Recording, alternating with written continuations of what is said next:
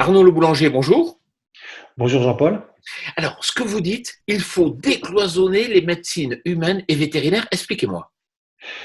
Cette crise qu'on vit aujourd'hui, elle nous rappelle que la santé humaine est vraiment étroitement liée à la santé animale.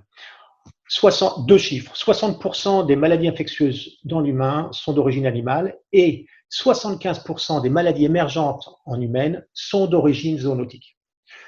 Autre aspect, le SARS-CoV-2, le Covid-19, on le sait, a franchi la barrière animal-homme, comme toutes les dernières zoonoses.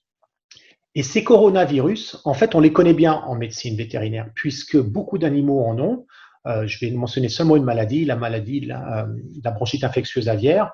Et donc, ces maladies sont connues en sciences vétérinaires. D'ailleurs, le premier coronavirus a été notifié par un vétérinaire.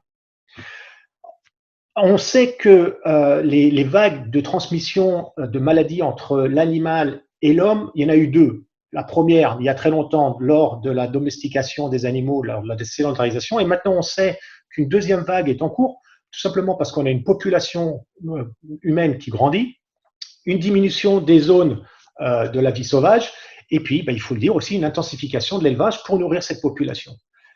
Et conscient de ça, il y a déjà eu un mouvement qui s'est créé qui s'appelle One Health, un monde, une santé, et qui tend à faire converger les efforts des sciences de la médecine humaine avec les sciences de la médecine vétérinaire. Je pense que l'exemple le plus probant est le travail qui est fait en commun pour éviter les résistances aux antibiotiques.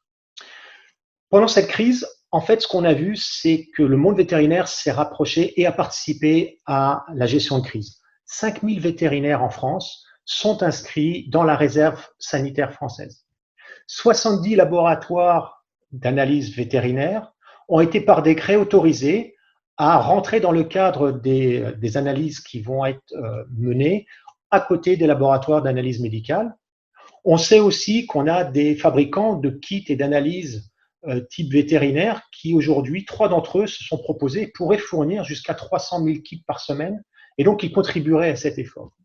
Évidemment, il ne faut pas oublier non plus l'aspect scientifique, R&D, recherche et développement, où là, fort de son expérience dans le développement de vaccins en santé vétérinaire, en santé animale, les laboratoires que je représente sont impliqués et aident notamment au séquençage de l'ADN de ces virus.